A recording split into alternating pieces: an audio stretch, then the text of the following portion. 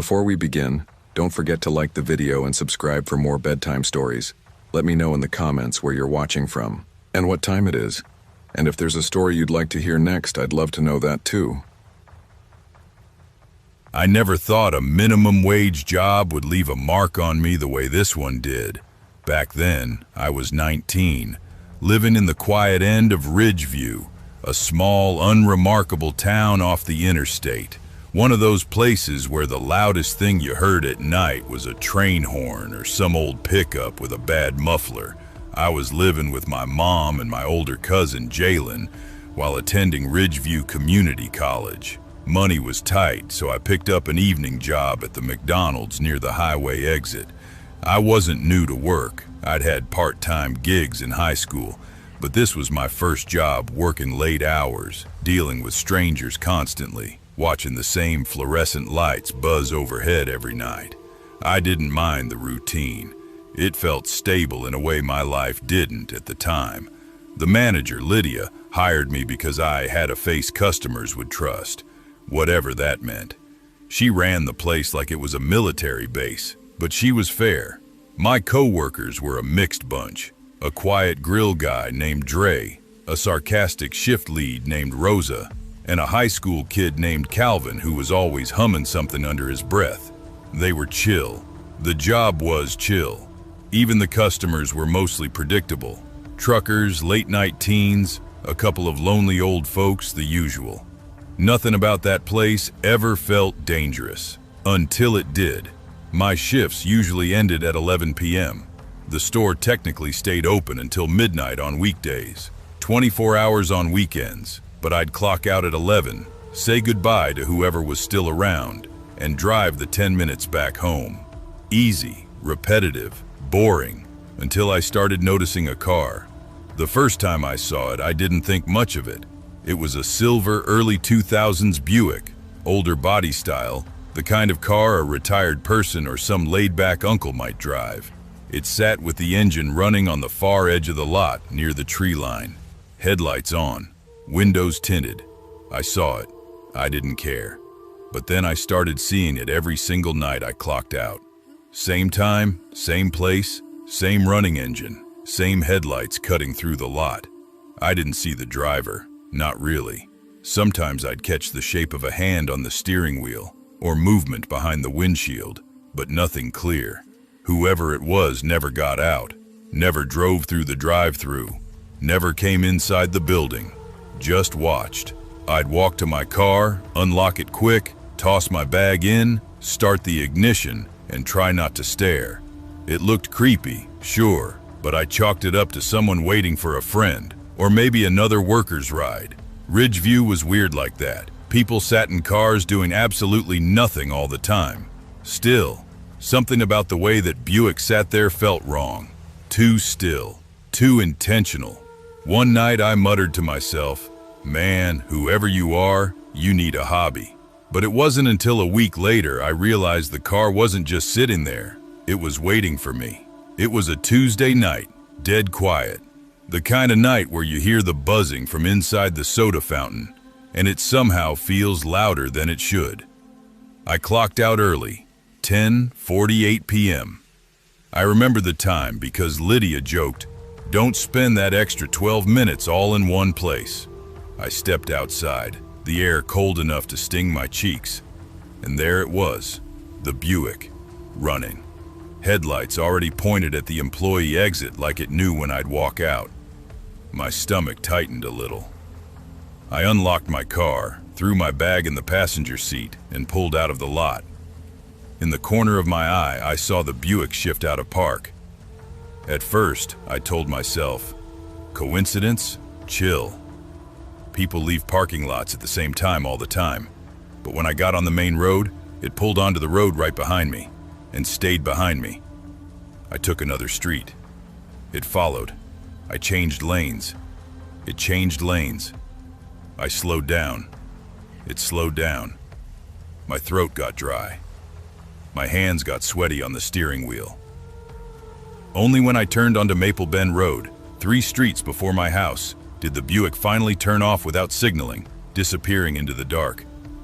I sat there breathing heavy, heart pounding. What the hell was that? When I got home, Jalen was sitting on the couch playing 2K. "You good?" he asked, glancing over. "Yeah," I lied, "just tired." Because saying, "A random car just tailed me home," sounded dramatic, paranoid. Maybe it really was just someone heading home in my direction. But then it happened again, and again, and again, 5 nights straight. No matter when I left, 10:45, 11:05, 11:20, the Buick always rolled out right after me and followed almost the whole way home, turning off at Maple Bend every time. It stopped being coincidence. It stopped being anything close to normal. Something or someone was watching me. The night everything escalated, I felt off before I even clocked out. You ever get that feeling like something bad's gonna happen, but you don't? Know what? That was me the whole last hour of my shift. When 11 p.m. hit, I was ready to go. I wiped my hands on my apron, tossed it in the bin, and headed outside, and stopped dead. The Buick wasn't parked across the lot anymore. It was parked right next to my car. Driver's seat lined directly up with mine. Engine running, headlights off this time. The kind of placement that said, "I want you to see me." My heart dropped into my stomach. I whispered, "Nah, man, this ain't normal anymore." I kept my eyes down, walked to my car fast but not too fast, and got inside. I didn't dare look at the Buick. I locked my doors immediately and sat still for a moment, hoping maybe the car wouldn't move. But as soon as I shifted into reverse, the Buick's headlights flicked on. It backed out the same second I did. I don't remember the drive home well, just pieces, the tightness in my chest, the way my breath kept hitching, the way the Buick matched my every turn like it was attached to me by a rope. When I got to my street, something in me snapped. I didn't pull into the driveway, didn't slow down, didn't think. I slammed the brakes in front of the house, jumped out of the car, and sprinted up the walkway so fast I nearly tripped. I burst through the front door, panting. My mom rushed out from the hallway. "Baby, what happened?" "Someone followed me," I said, voice cracking. "They're outside." Jalen stood up quick, grabbing the metal bat he kept by the couch. "Who?"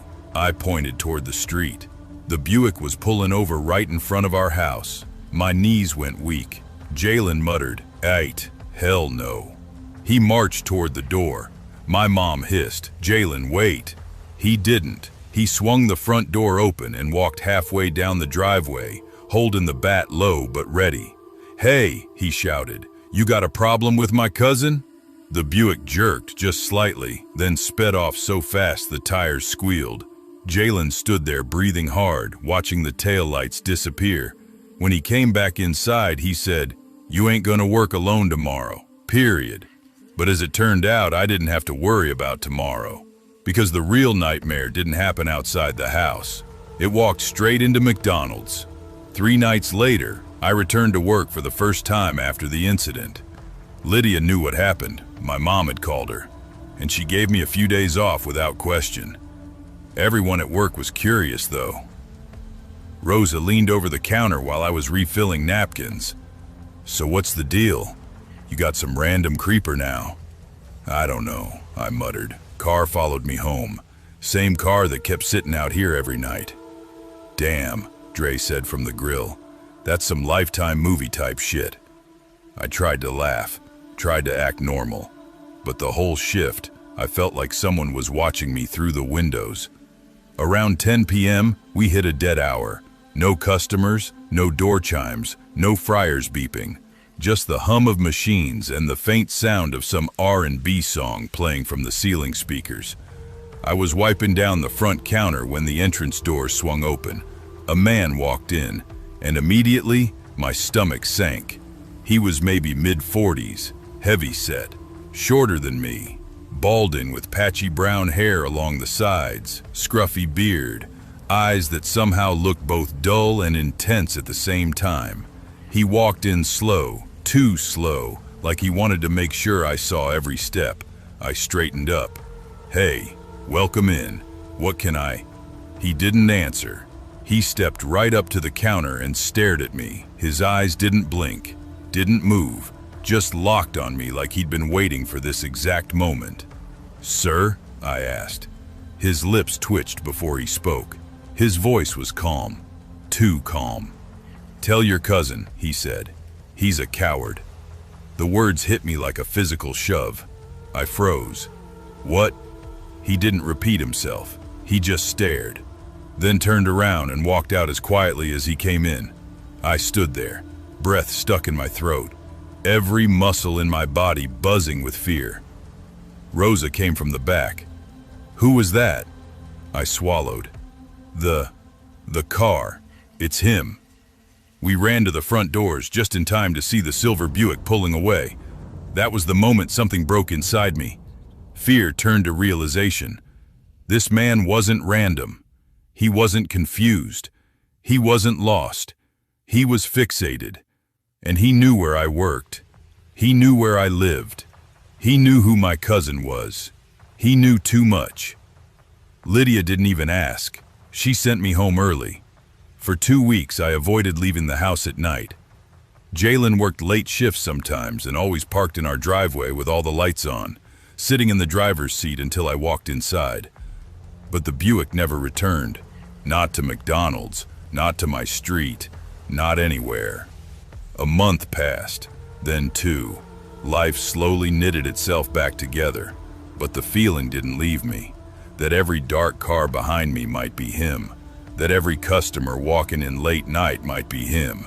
That every set of headlights in the distance might belong to that old Buick. Even now, years later, I still remember his voice.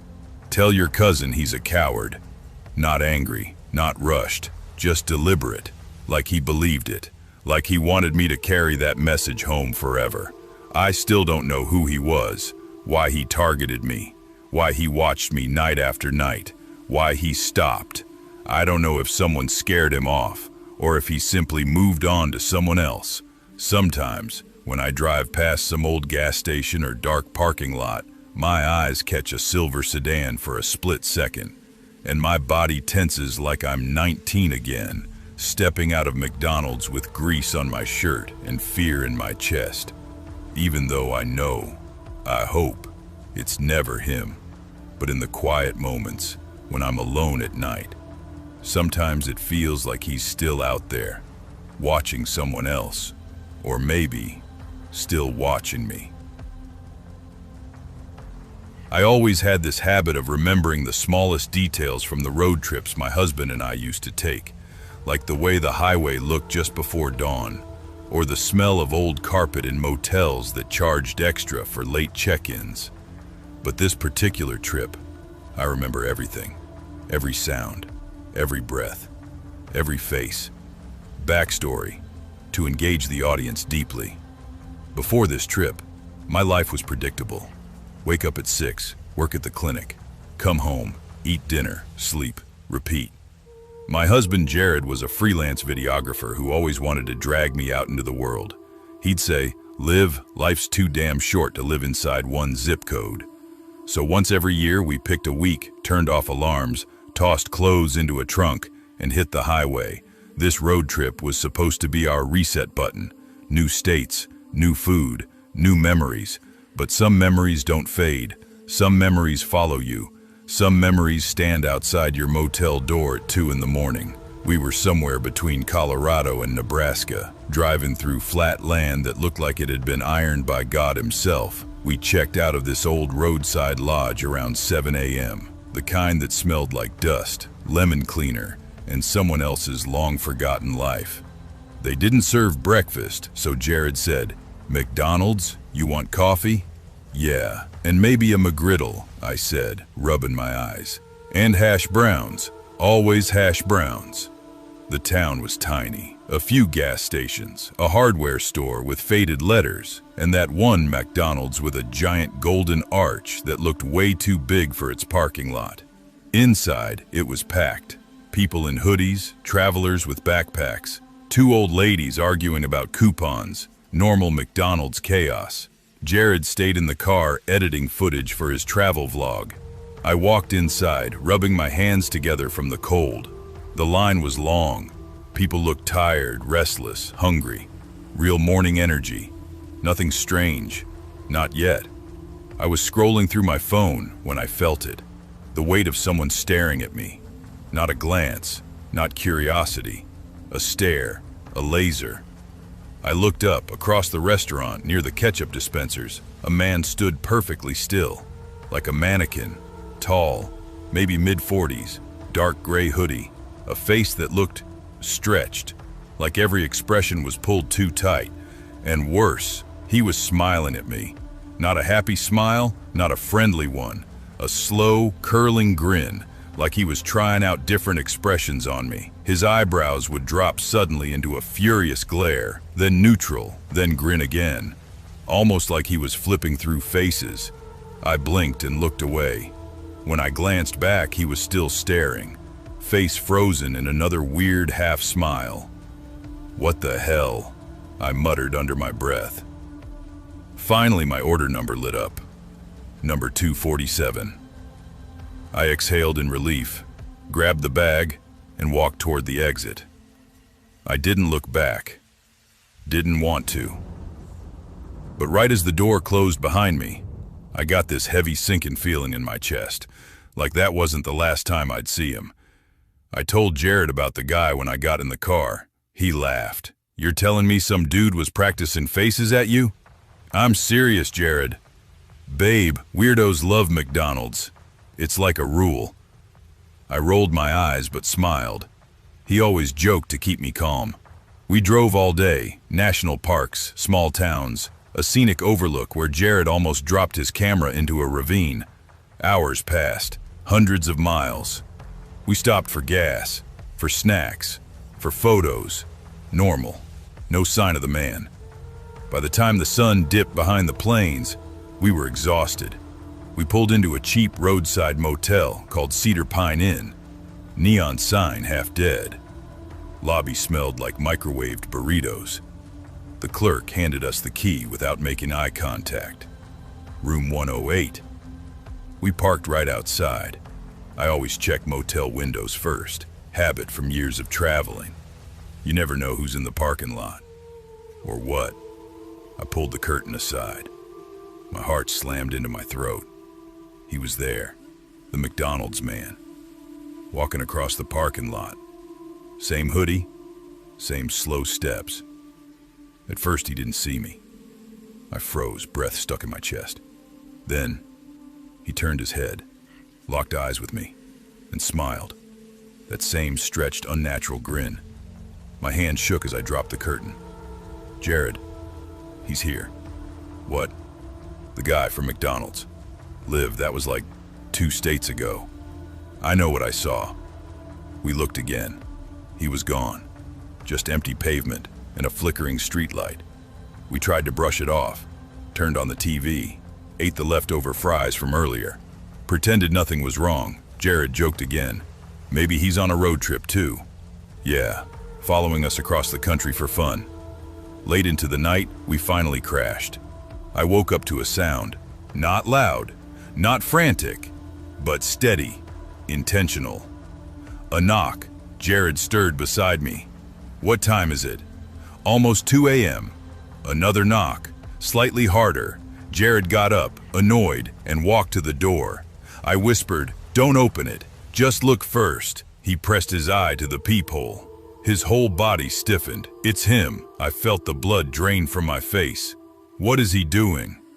"Just standing there," Jared whispered. "He's not saying anything." The knocking stopped. Jared kept watching. 30 silent seconds passed. Then, "He's walking away." We held our breath, listening. Footsteps faded, then silence. We didn't sleep after that. We left before sunrise, didn't pack, just shoved everything into the car and drove. Miles and miles. Neither of us talked for hours. Eventually, Jared said, "Let's not tell anyone about this. They'll think we're nuts." "Yeah," I whispered. But he knew where we were staying. "Liv, I don't know how he got there, but he's gone now." I wanted to believe him. I wanted to forget that smile, that stare, that slow walk across a motel parking lot 2 states from where I first saw him. We never saw him again for the rest of the trip, but sometimes If I'm driving late, or standing in a store, or walking alone in a parking lot, I get that same sinking feeling in my chest, like someone's staring at me, like someone followed me once, and maybe they're still out there, watching, waiting, smiling. I've always been the kind of guy who gets his second wind around midnight. My friends say my brain doesn't come alive until the rest of the world goes quiet. Maybe it's because I grew up in a chaotic house. Always noise, always someone yelling, always something slamming. So the silence of late night hours feels like home. But anyway, that's the part of me that got me into this mess. If I wasn't such a night owl, none of this would have happened. If I'd just gone to sleep early like a normal person, I wouldn't have crossed paths with them. But that night, yeah, no sleep, no chance. Back then, I lived in a mid-rise apartment complex in Cedar Bridge, Oregon. Nothing fancy, very average. It sat directly across from a 24-hour McDonald's. Literally, the building's front entrance, the road, one parking lot, and boom, you're at the McDonald's front door. I moved there because the rent was cheap and I could walk to almost everything. Bank, gas station, pharmacy, and of course, the Golden Arches.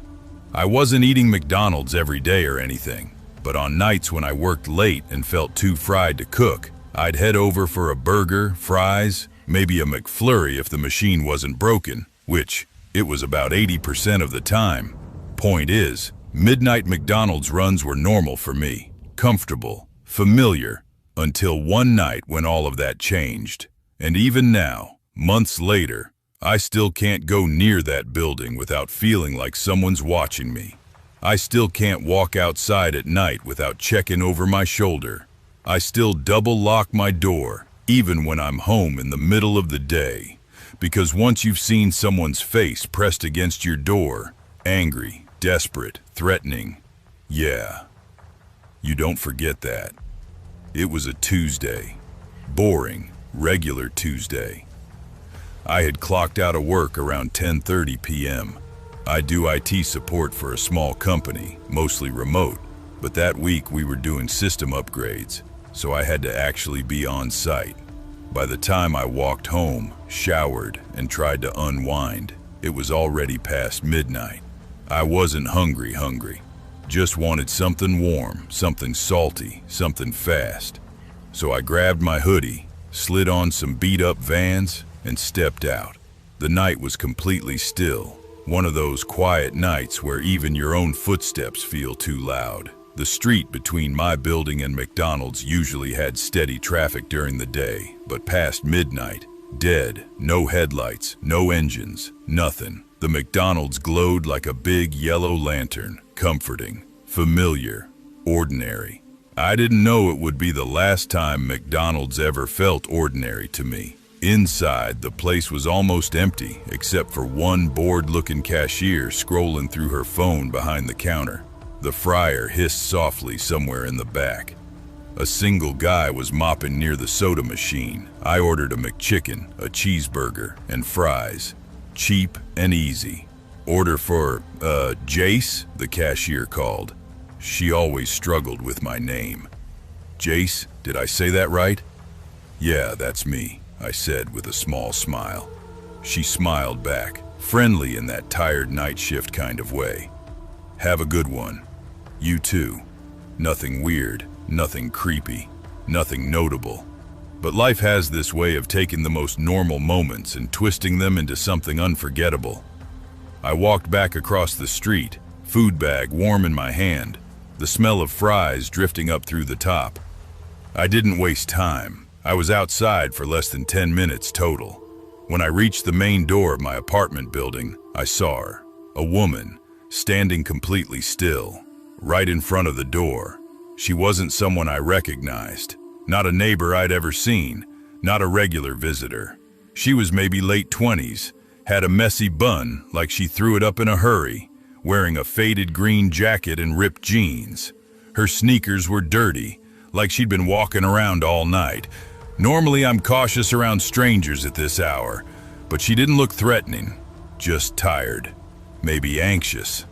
She held her phone in one hand, staring down at the ground like she'd been waiting there a while. When she heard my footsteps, she looked up fast. "Hey," she said, "could you let me in? I forgot my fob." Her voice sounded normal, not jumpy, not aggressive, just someone locked out of their own building. People do get locked out sometimes. I didn't overthink it. "Yeah, sure," I said, pulling the door open. She slipped inside right after me. That should have been the end of it. But the moment the door shut behind us, I felt this weird chill crawl up my spine, like something wasn't quite right. I tried to ignore it. Happens sometimes when a stranger ends up walking behind you in a quiet hallway.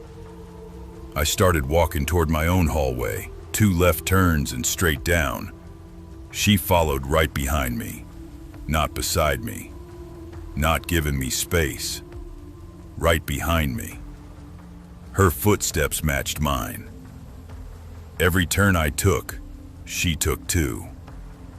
I glanced back once, trying to play it cool, and she didn't look away, just kept staring at me with this blank, strange expression. Not angry, not sad, not lost, just blank, like she was rehearsing something in her head. My apartment, 1B, was at the very end of the hallway, and she followed all the way. When I stopped at my door, she stopped too, standing so close behind me I could feel her presence. My hand froze on my keys, then she tilted her head, almost impatient. "So, are you gonna let me in?" I blinked. "What? Into what?" She gestured at my door. "Your place." I froze. "Hold up. I only let you into the building, not my apartment." She frowned like that made 0 sense. "You said you'd let me in." "Into the building," I repeated, firmer.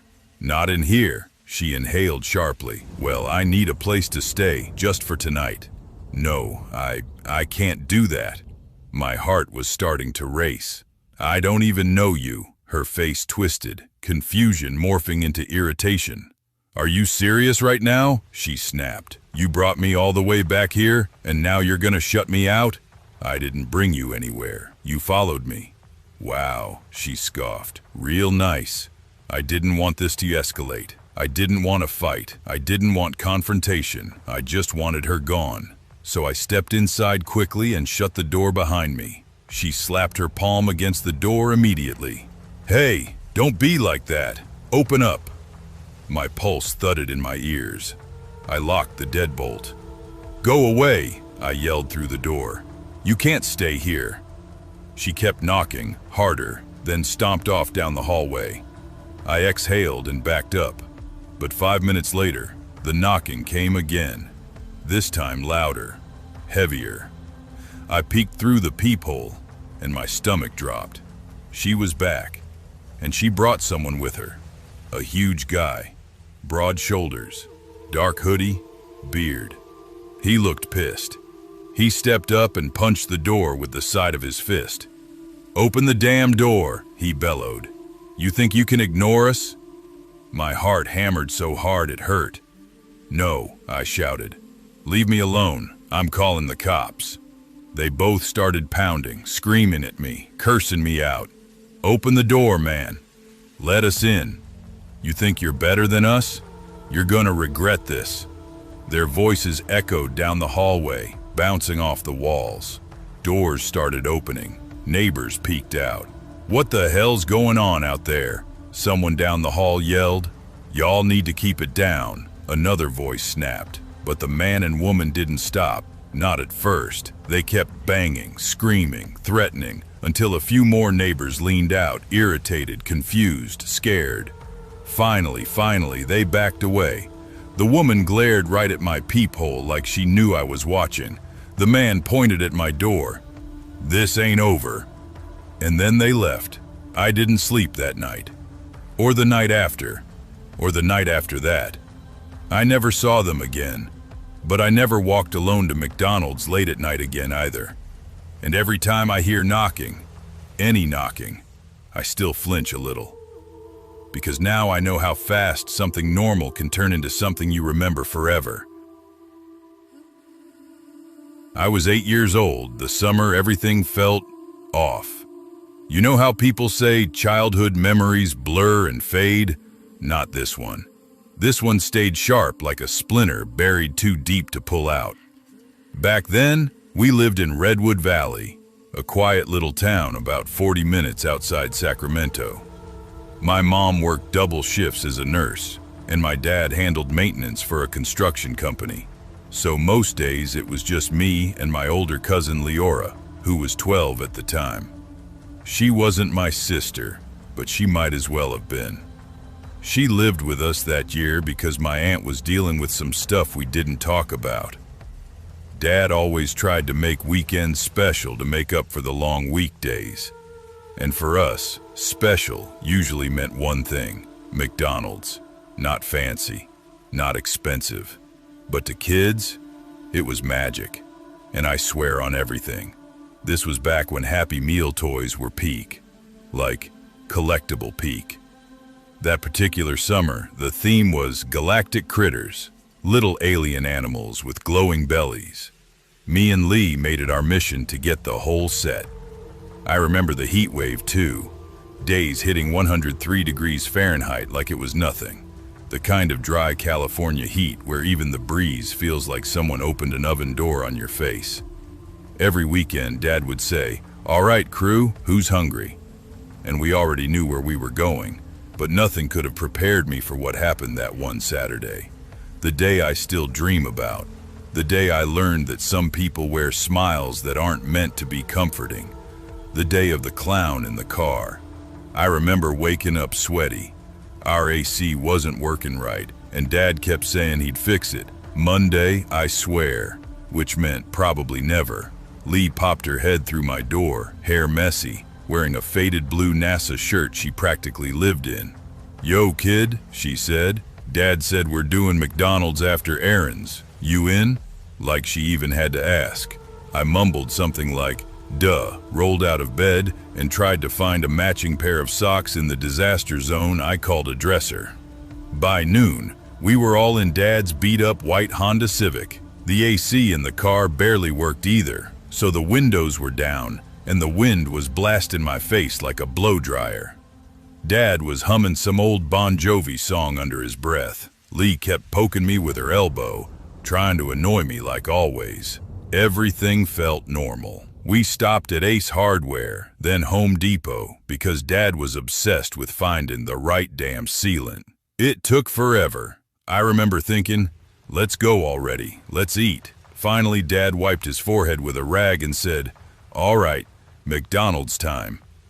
Those words were holy. We pulled up to the McDonald's at the edge of town. The building had that tan stucco look and a bright red roof. The parking lot shimmered in the heat. Dad pointed at the outdoor seating area. "Let's sit outside. There's a breeze." There was no breeze, but none of us argued. Inside, the AC blasted like heaven, and the smell of fries hit me so hard, I swear I could taste salt on my tongue. We ordered. Dad, quarter-pounder meal. Leora, McChicken combo me. Happy Meal with apple slices and chocolate milk, plus the extra thing we always got: one large fries to share. The cashier handed me the Happy Meal box, bright purple with alien sticker art.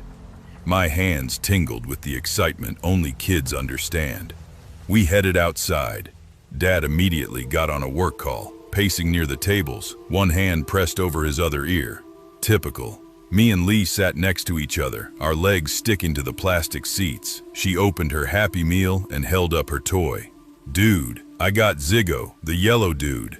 I ripped open mine. "Let's go! I got Lumbo." We fist bumped like it was a championship win. After eating, Lee stood up and stretched dramatically. "Want to toss the toy around? Yours kinda looks like a ball."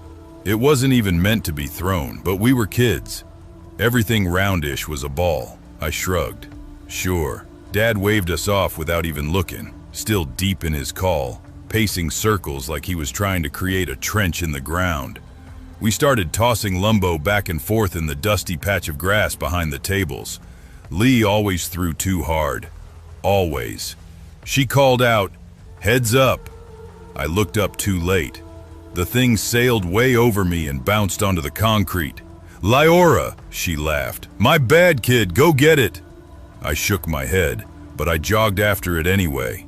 The toy rolled across the patio, bounced off the curb and kept going, straight into the parking lot.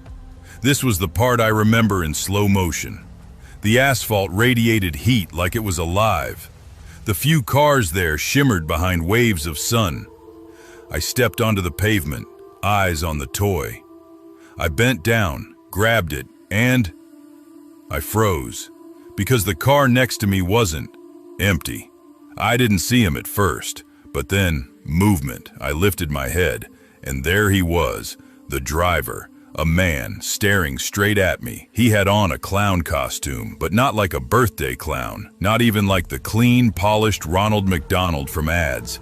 This one looked wrong. His red wig was uneven, his white face paint cracked at the edges, his red smile was smeared up too high, like someone drew it while the car was moving. The yellow jumpsuit looked faded and stained. He didn't blink, not once. He didn't smile either. He just stared at me with this fixed expression, like he wasn't really seeing me but something behind me. I felt a cold rush crawl up my neck even though the day was blazing hot. I whispered, "Hi." Why did I say that? I don't know. Kids do dumb things when they're scared. The man in the clown suit didn't respond, but very slowly, so slowly I almost didn't notice, he tilted his head, not to the side, backward, like he was stretching his neck to get a better angle at me. Something about it felt animal, hunting. I clutched the toy to my chest and bolted. When I got back, I was breathing hard. Leora frowned. "What happened? You look like you saw a ghost." I grabbed her wrist.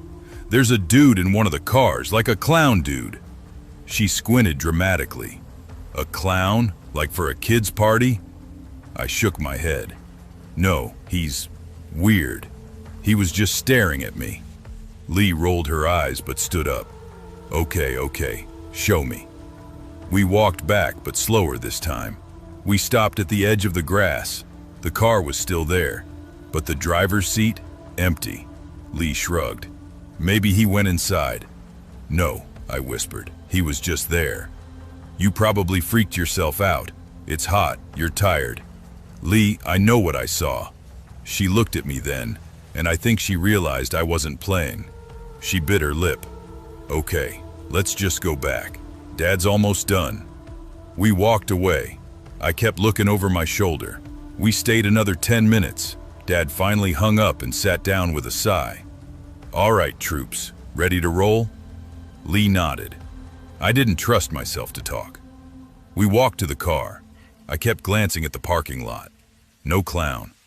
Maybe he left. Maybe I imagined it.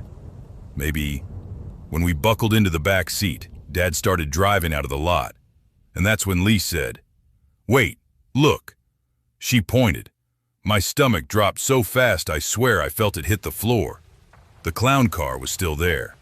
But now, he was in the back seat, sitting up straight, facing backward, looking directly at us through the rear window, his face pressed close to the glass, breath fogging it up around the edges.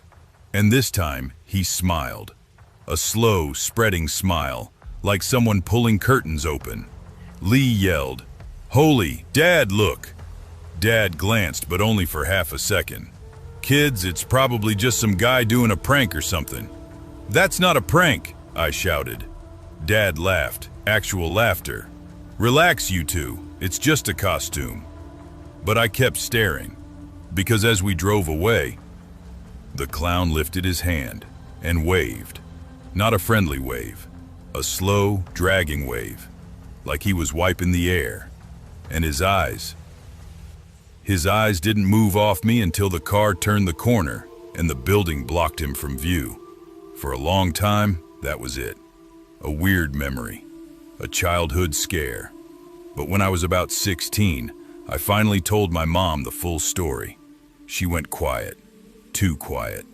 Then she said, "There were police reports that summer." "Reports of what?" "A man dressing as a clown, approaching kids, watching them. Never caught. My chest tightened.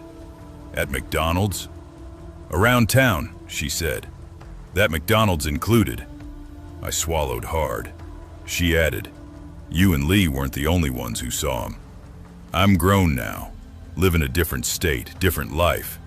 But sometimes, when I'm driving past a parking lot at night, I get hit with this memory that doesn't belong to adulthood. The sun, the heat, the toy, the painted face, the tilt of the head, and that wave, that awful dragging wave. Sometimes it makes me stop and look twice at empty cars, because some childhood fears don't fade. Some stay sitting in the back seat of your mind, staring through the window, waiting for you to look back. And I always do. I always look. I never thought I'd still remember that night as clearly as I do now. I've tried to forget it. God knows I have. But some memories don't loosen their grip no matter how many years pass. Maybe it's because of how ordinary the night should have been. Or maybe it's because deep down, I know that if things had gone even a little differently, I probably wouldn't be here telling this story at all. Before I get into what happened, there's something important you should know about me back then. My name is Rylan Price, and I wasn't even supposed to be managing that shift. Back in those days, I had been working at a McDonald's just outside of Benton Creek, Illinois, a small town where everybody knows everybody, unless they don't want to be known. The store sat off Highway 92, tucked between a Dollar General and an old abandoned laundromat that had been closed down since before I graduated high school. I'd been promoted to shift manager mostly because I showed up on time and didn't complain. Simple as that. But that night I wish I had complained. I wish I had just taken the damn day off. We were short-staffed as always. Half the crew called off, the trainees didn't show, and the general manager texted me 5 minutes before my shift. Need you as closing manager tonight. Promise I'll get you back. She never got me back. Anyway, that night started like any other. I clocked in around 3 p.m., threw on the headset, and got hit with a rush before I even finished tying my apron. That was normal. Benton Creek didn't have much, but that McDonald's somehow fed half the county. I had 2 teenagers on fries, one guy named Holt on grill, and one front counter employee named Delilah, who was maybe the sweetest person I'd ever met. Always smiling, always patient. Too patient, honestly. Some customers didn't deserve her kindness. By 7 p.m., I was already exhausted but pushing through. Nothing weird yet, nothing unusual, until he walked in. He wasn't loud, he wasn't dramatic, he wasn't even angry at first. That's the thing. Monsters don't always introduce themselves with a bang. He came in quietly, like any other customer. A tall, thin guy in a faded denim jacket, unshaven face, baseball cap pulled low. He walked up to the counter holding a paper bag, our bag, from earlier, and waited while Delilah finished wiping down the top of the register. "Hey there," she said with her usual warm voice. "How can I help you tonight?" The man turned the bag over and dumped a handful of fries onto the counter. Cold, limp, pale fries. "These," he said, tapping one with his finger, "these are damn near frozen." Delilah apologized immediately, offering a fresh batch and even a free apple pie. Standard make-it-right stuff. But the man didn't smile. He didn't nod. He didn't say thank you. Instead, he leaned forward and said in a low voice, "Do I look stupid to you? You think you can hand me trash and I'll just eat it?" Delilah faltered. "No, sir, I didn't make those, but I don't give a damn who made them," he said. "Your whole shift is lazy." I was cleaning the smoothie blender at the time when I heard his tone, and I instantly walked over. You learn to recognize the sound of a problem before you even see it. I stepped beside her. "Sir, I'm the shift manager. What seems to be the issue?" He looked me up and down, slow, like he was sizing me up for a fight he hadn't decided on yet. "You the manager?" he asked. "Yes, sir." He pointed at Delilah with a sharp jab of his finger. "She gave me cold fries and a damn attitude." Delilah choked. I wasn't." "Sir," I said, calmer than I felt, "if the fries were cold, I'm happy to replace your whole meal. But she wasn't giving you attitude." He sneered. "You calling me a liar?" "Not at all." But he didn't want a solution. He wanted a target. He started swearing, calling Delilah dense, slow, a dumb little girl who shouldn't be working customer service. The kind of insults that aren't about food, they're about power. I stepped between them. "That's enough," I said firmly. "You have to stop talking to my employee like that." He shot back, "Or what?" That's when the dining room went silent. Every family, every teenager, every truck driver, eyes on us. "Or you need to leave," I said. He leaned over the counter, getting way too close. "You really want to push me, buddy?" "Sir, step back," I said. "Now." He muttered something under his breath, something about people not respecting him, and then he walked out. Not fast, not angry, just quietly. I exhaled, relieved. No police needed, no fight, no drama. We cleaned the fries, apologized to customers who witnessed it, and moved on with the night. Within an hour, it felt like nothing had happened. But the thing about calm moments? They're just the inhale before the real nightmare. Around 10 p.m., I went to take out the trash. Holt was behind on grill, Delilah was prepping sauces, and the fry kids were messing around like always. I grabbed 3 bags, walked through the back hallway, and pushed open the rear door. The night air hit me cold. The dumpsters sat behind a row of trees. The parking lot lights were old and dim, flickering orange. I tossed the bags in, wiped my hands on my apron, and then I froze. Someone was standing at the far end of the lot, behind the trees, in the shadows, still, watching. And even from that distance, even in the dark, I recognized the outline of that denim jacket. It was him, the man with the fries. He stepped forward just enough that I knew he was looking right at me. My blood went cold. I didn't yell. I didn't confront him. I didn't do anything brave. I simply turned around and walked inside. I locked the door behind me and told myself, "He'll go away." He didn't. Within minutes, loud noises echoed from outside. Banging, metal scraping, something heavy being dragged. Delilah peeked around the corner. "What was that?" "Stay inside," I told her. But after the third loud crash, I couldn't ignore it anymore. I walked up front, stepped outside through the main entrance, and followed the sound toward the dumpsters. My stomach dropped. Trash bags were ripped open, food, wrappers, cups, moldy buns, all scattered everywhere. The dumpsters were tipped slightly, like someone had tried to pull them over. And the man was standing right in the middle of the mess, kicking bags open, like he was searching for something. "Hey," I shouted, "what the hell are you doing?" He didn't turn around. Not at first. Then slowly, he pivoted toward me. "You gonna throw me out again?" he said.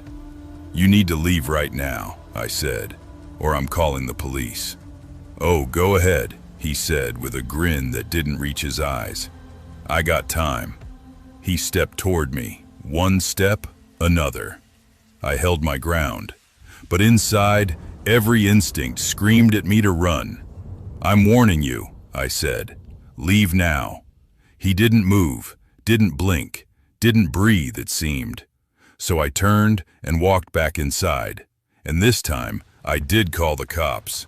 "They'll be there in a few minutes," dispatch said. I locked every door, told the staff to stay in the kitchen, tried to keep everything under control. 5 minutes passed, quiet, too quiet. Then the front doors hissed open. He walked in, right through the entrance. Slow, calm, dead-eyed. He walked straight toward me like he'd been waiting for this moment. "You call the cops?" he asked. "Yes," I said. He smiled. It was the kind of smile people give right before something breaks. Then he just stood there, staring, breathing too slow, like he was waiting for me to flinch. I didn't move. He didn't move. The restaurant felt suffocatingly silent. Finally, red and blue lights flashed through the windows. The man turned his head just slightly. The officers walked in. "Sir, we need you to step outside," one said. He didn't. He bolted, right past the soda machines, through the opposite doors, sprinting into the night. The officers chased him, yelling commands. He didn't listen. They circled the building, disappeared behind the side wall. Shouts echoed, scuffling, a loud yell, then nothing. A minute later, they dragged him back into view in handcuffs. He was shaken, sweaty, eyes wide and unfocused. One officer walked up to me. "He had multiple illegal substances on him," he said. "He's being taken in." "Is he dangerous?" I asked. The officer looked me dead in the eyes. "You did the right thing calling us. They banned him permanently, filed a trespassing notice, and the company told us not to talk about it publicly. But here's what haunts me the most. He had been standing in that parking lot for over an hour, just waiting, watching, breathing, planning. I still don't know what he wanted. Maybe revenge, maybe validation, maybe someone to blame, maybe something worse. All I know is this: if I had taken the trash out 10 minutes later, if I had gone out the back door instead of the front, if I had confronted him sooner, if the cops had been slower, this story might have had a very different ending. Even now, years later, I can still hear the sound of trash bags ripping, still see his silhouette behind the trees, still feel that cold stare inside my bones. And every time I walk past a McDonald's dumpster late at night, I can't help glancing into the shadows, just to make sure no one's waiting. I walked toward the counter. There was no one, not a single employee, but a single light was on behind the register, illuminating part of the kitchen. And on the counter sat a laminated menu that looked straight out of 1998. I looked around the dining room.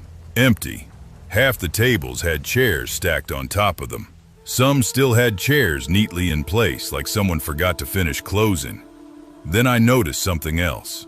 A soda cup, half full, sitting on a table near the window, not dusty, not old, fresh.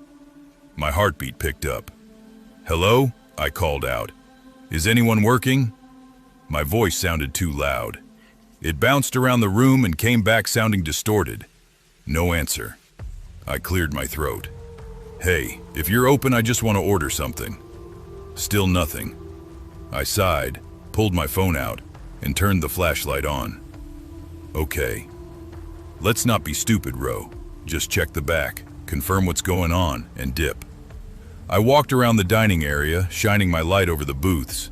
Everything looked clean, not perfect, but clean enough to look used. Used recently. That was the part that really confused me.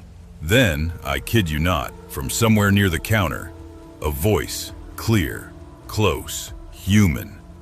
"Welcome to McDonald's. Go ahead whenever you're ready." I froze. The voice wasn't loud. It wasn't robotic. It sounded like a real young adult guy. Calm, routine, exactly how an employee would talk if he didn't look up from the register.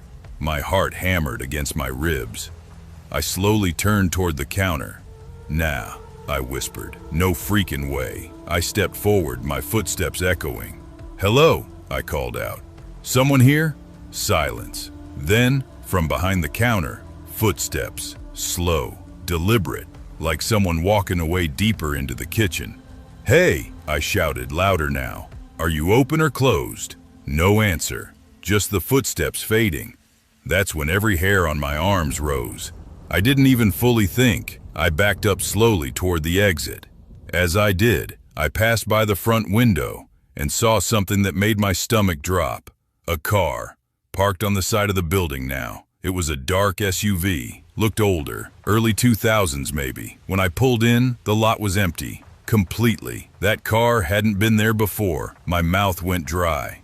"This is bad," I whispered to myself. I walked faster toward the door, but before I reached it, a new sound. The soft chime of the drive-through speaker turning on. That low static hum. Familiar. Way too familiar. Then, through the speaker outside, "Go ahead whenever you're ready." I nearly jumped out of my skin.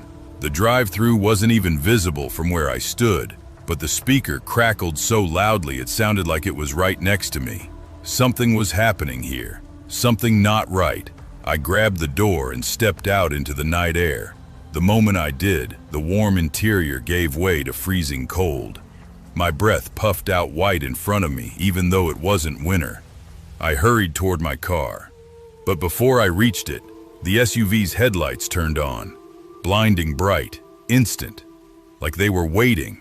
My feet stopped. Fear froze me.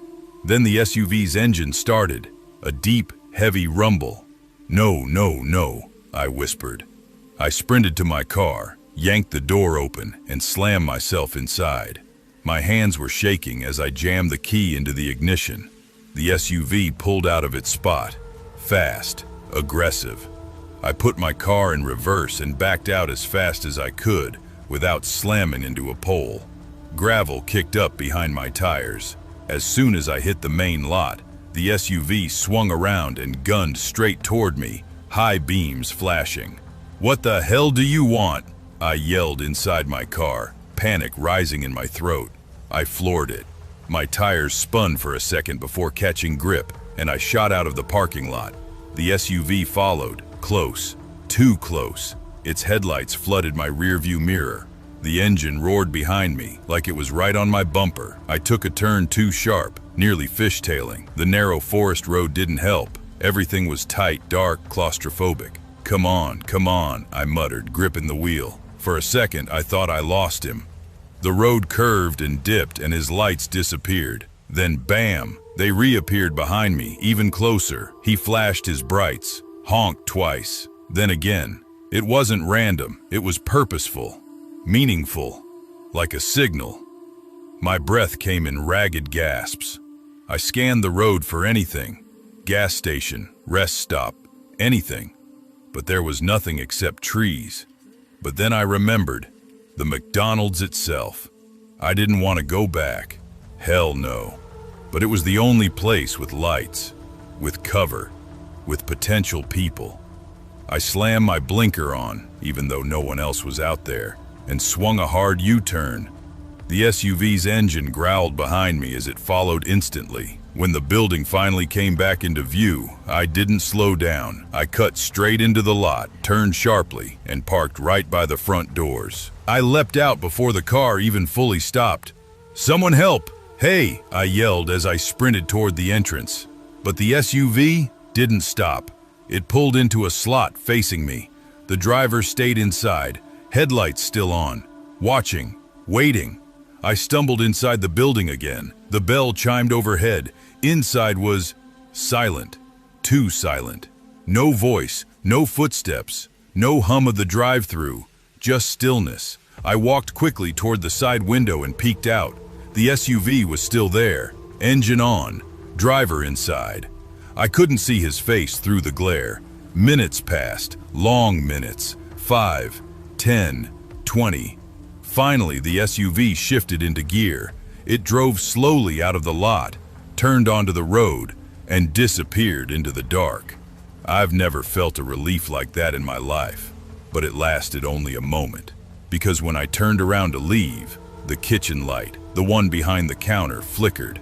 Once, twice, then held steady. And from deep inside the kitchen, a voice. Low, calm, not quite human. "Are you ready to order? Now." I didn't look, didn't breathe, didn't think. I bolted out the door, sprinted to my car, floored it, and didn't stop until I saw the glowing lights of the next town. I called the police when I got home. They said they'd send someone to check the property. But 2 hours later, an officer called me back. "There's no McDonald's off Route 42, he said. "Hasn't been one for 15 years. Burned down in '08.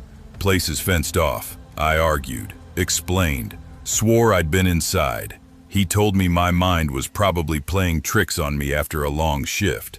But I know what I saw, what I heard, what chased me. I still drive that highway sometimes. Not often, but enough. And sometimes, if I'm out late and the road gets really dark, I swear I can see a tall, unlit M sign between the trees. Waiting, watching, just like that night. Just like it never left at all. I never thought something as stupid and normal as a McDonald's delivery could mess up my life for months. But here I am, still wondering if the person behind it ever stopped watching me, or if they're just waiting for the right moment to start again.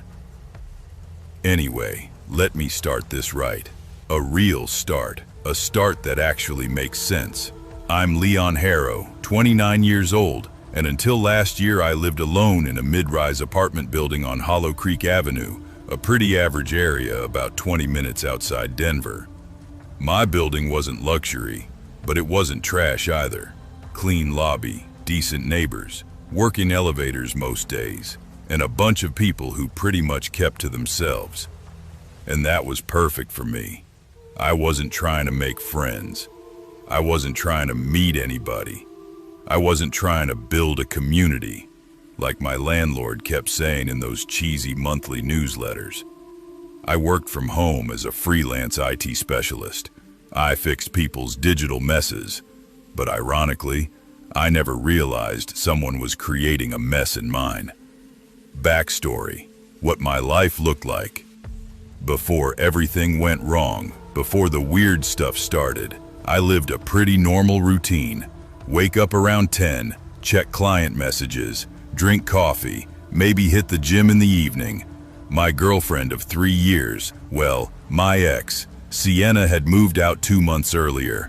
No drama, no screaming, no, "you don't care about me." None of that. Just two people who kinda drifted apart and didn't have the energy to stitch things back together.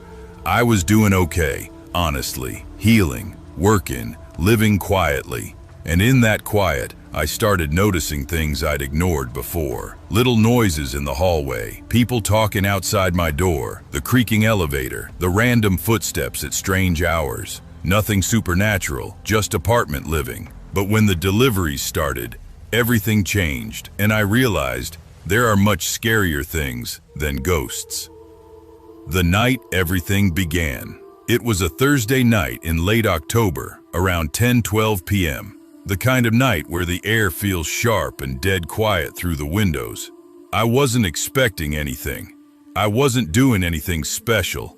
I was literally just watching some old reruns of King of the Hill and editing a client's messed up router configuration. That's when someone knocked. Not loud, not aggressive, just a quick knock-knock, like someone delivering food. I paused, confused. I hadn't ordered anything. I hadn't even opened my delivery apps that entire week. I got up, walked toward the door, checked the peephole. Nobody. But there was a McDonald's bag sitting right beside my door. A big brown paper bag with the giant yellow M warm. Fresh, like it had just been dropped off seconds earlier. At first, I laughed a little. Wrong apartment again? Come on. I opened the door wider, looked up and down the hallway. Empty. Totally empty. I grabbed the bag, expecting to see some random person's name on it. We had 3 Bretts in the building and a woman named Shay who ordered McDonald's almost every night. But when I lifted the bag, I froze. There was a sticker with handwriting on it. My full name, Leon Harrow, written in thick black marker, like someone pressed too hard when writing it. My first thought wasn't horror, it wasn't fear, it was irritation. I muttered, "Dude, who the hell sends McDonald's as a prank?" Inside were fries, a quarter pounder, nuggets, just the basic stuff. Nothing weird, but the whole thing felt off. I didn't eat it. I just tossed it on the counter and chalked it up to some glitch, maybe some dude with the same name somewhere else, until the second night. Night 2, the delivery that made no sense. Friday, 11:03 p.m. this time. Another knock. I walked over quickly, ready to yank the door open fast enough to catch whoever was doing this. But I still wasn't fast enough. Door opens, nobody. Hallway empty. And sitting next to my door again, another McDonald's bag. This one had my full name again, the handwriting the exact same style, pressed hard, thick marker, almost aggressive. And this time something else was written underneath my name. Enjoy that upside down smiley face? Yeah, that made the hair on my arm stand up. I said under my breath, "Yo, what the hell?" I left the bag outside this time. Didn't touch it. The hallway camera near the elevator was right there. So how did I miss them twice? And that's when the feeling started. That creeping sensation. Like someone was messing with me specifically. Night 2. Later at 2 a.m. I went to bed around midnight trying not to think about it. But at exactly 2:04 a.m., knocking yanked me awake. Hard knocking. Fast. Knock, knock, knock, knock. I sat straight up in bed, breathing fast, my heart thumping. What the hell? No way. I stumbled out of my room, half asleep but adrenaline kicking in. I walked toward the door. The knocking stopped. When I opened the door, nobody. But this time, the McDonald's bag wasn't beside the door. It was right in front of the door, like someone placed it directly where I'd have to step on it, like they wanted me to see it first thing. I whispered, okay, this is getting damn weird. I brought the bag in just to inspect it. Same food, same warm temperature, same thick handwriting. Only this time, under my name, it said, "You should eat it tonight." That was it. I didn't sleep the rest of the night. The third day, I tried to get answers. I woke up exhausted and immediately went downstairs to the front desk. Martha, the building manager, a short woman in her 50s with bright red glasses, looked up from her computer. "Morning, Leon. You look rough." "Yeah," I said, rubbing my face. "Listen, is there any way to check the hallway cameras on 17? She frowned. "Everything okay?" "Somebody keeps delivering food to my door, late at night, like super late." She blinked. "Did you order it?" "No." She leaned back. "Oh, weird. Yeah, I can check that for you." She pulled up the footage, but something was wrong. All 3 nights, the exact time frame of each delivery, the footage was glitching, not blacked out, not removed, just skipping, like frames were missing. Martha shook her head dramatically. "Damn, cameras on 17 lag every once in a while," she said. "I'll file a ticket for maintenance." "Yeah, okay, maintenance." But the timing was too perfect. Night 3, the one that broke me. By Saturday night, I was paranoid enough to stay awake. I ordered some coffee, kept my lights on, kept the TV on low volume, and waited. Hours passed. Nothing. I actually started to feel stupid. Then, at 2:17 a.m., I heard something new. Not knocking, not footsteps, whispering, right outside my door. I froze. It wasn't words, just low mumbling like someone talking through their teeth.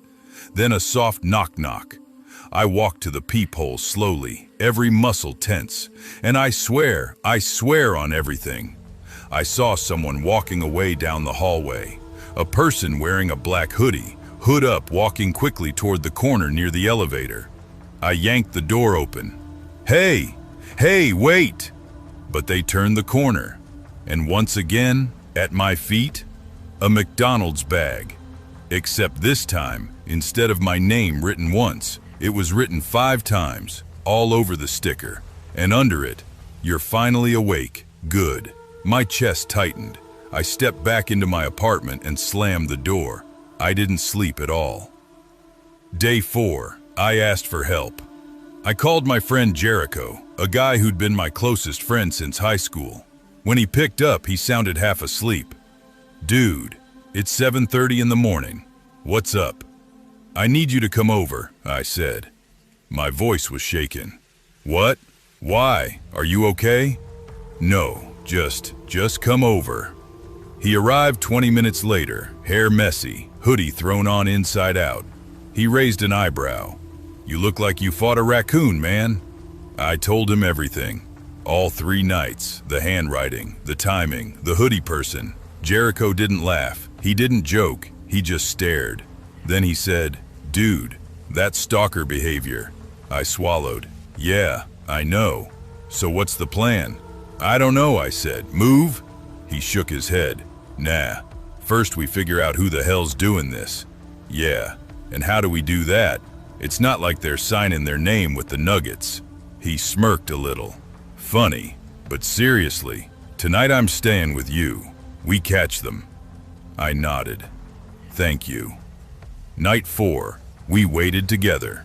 Jericho wasn't the kind of guy who scared easily. He played football in college, worked as a corrections officer, and could pretty much sense when someone was acting off. We set up camp in my living room. Lights off, TV muted, 2 chairs facing the door. He even brought a stupid little baseball bat, which he held like it made him feel official. 11 p.m., nothing. 12, nothing. 1, nothing. But at 2:31 a.m., it happened. A knock. 1 single knock. Jericho mouthed, "Stay." He got up quietly, tiptoed to the door, and looked through the peephole. He slowly stepped back. His face had gone pale. I whispered, "What?" He swallowed. "Dude, someone's standing out there." My throat tightened. "What do you mean, standing out there?" Jericho whispered. "They're facing your door. Hood up, not moving, just staring at it." I sat completely still. Then Jericho gently turned the lock, and as soon as he did, the person outside knocked again, harder, 3 times. Jericho flinched. "Bro, they heard the lock." He slowly opened the door. Just a crack, just a 2-inch gap. He peered out, and then he slammed the door shut. "Nope." "What? What did you see?" "Dude," Jericho swallowed. "They're wearing a McDonald's visor." "What?" "A freaking McDonald's visor. And a black hoodie. That combination looks creepy as hell." My heart felt like it was punching my ribs. "Wait, did you see their face?" "No. They had the visor low, like embarrassingly low, covering everything. And the bag?" Jericho shook his head. "There wasn't a bag on the floor yet." That part hit me like a hammer. Up until now, every bag had already been placed before the knock.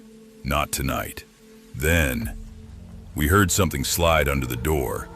A single yellow McDonald's fry box, empty, shoved halfway into my apartment. Jericho whispered, "Oh, hell no. Nope, nope, nope." He kicked it away from us like it was a bomb. Then we heard footsteps, slow, heavy, walking toward the elevator.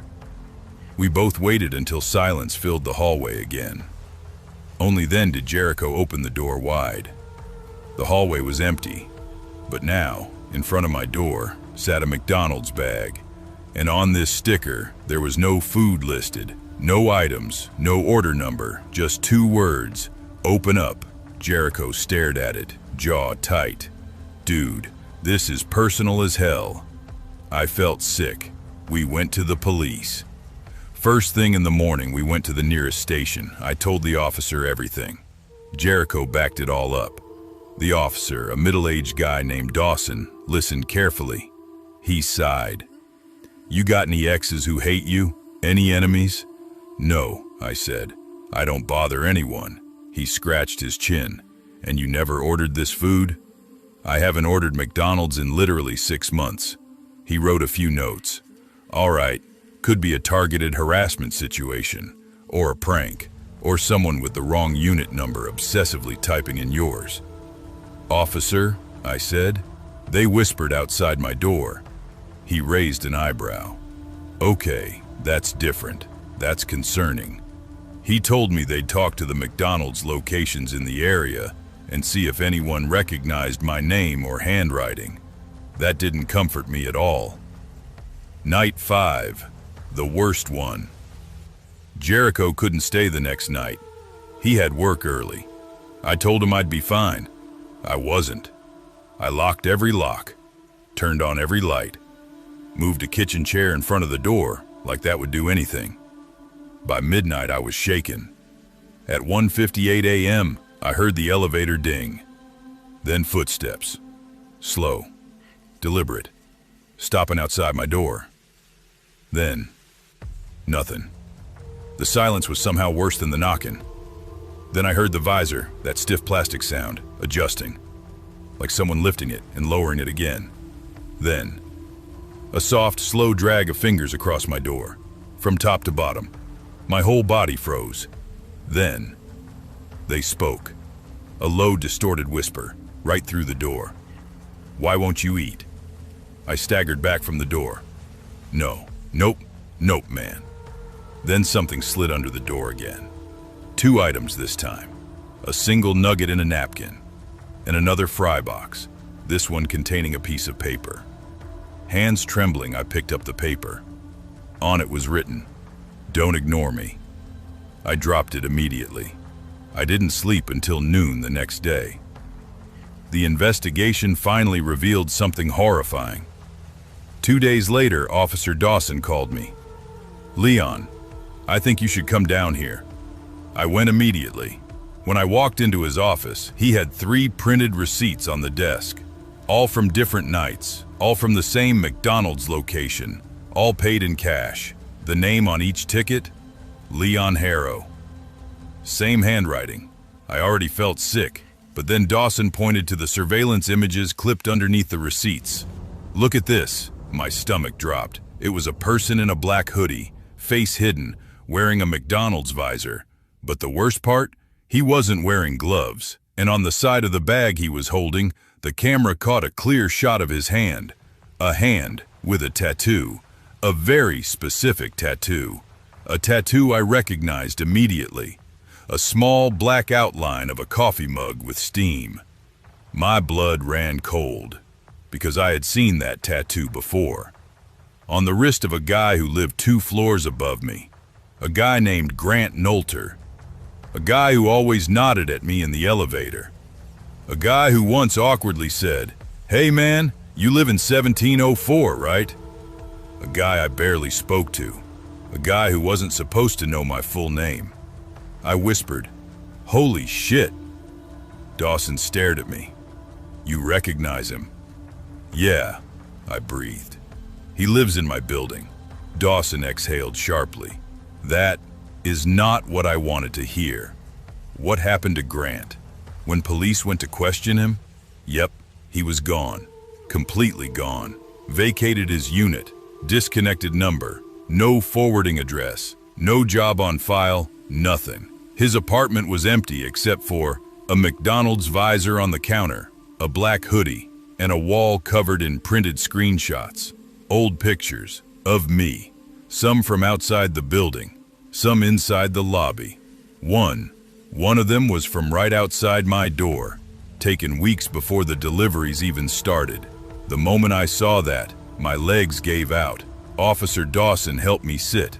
"Leon, we'll keep the file open." But this guy didn't just leave. He planned this. I moved out within a week. The part that still haunts me. 4 months later, long after I had moved to a different state, different city, different everything, I was heading out of my new apartment for work. When I opened the door, a single McDonald's fry sat on the floor. Not a bag, not a meal, just one fry.